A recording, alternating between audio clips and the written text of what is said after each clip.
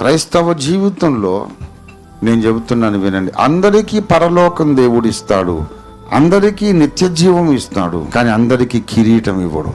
ఈ సంగతి గుర్తుపెట్టుకోవాలా.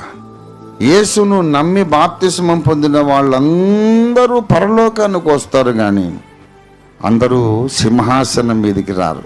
కిరీటం అందరికీ దొరకదు. ఎందుకంటే రక్షణ ఉచితము, కిరీటం ఉచితం కాదు. దేవుని నిత్య రాజ్యములో పదవులు ఉచితం కాదు. You have to earn your reward. అందరూ పరలోకానికి వస్తారు, కానీ మన గురి పరలోకానికి వెళ్ళడమే కాదు, పరలోకంలో ఉన్నత స్థానానికి వెళ్ళాలి, పరలోకంలో సింహాసనం ఎక్కాలి, పరలోకంలో కిరీటాన్ని సంపాదించుకోవాలి. కిరీటం అనగా ఒక రాజ్యాన్ని సంపాదించుకోవాలి. ఈ గురి కలిగి మనం బ్రతకాలి.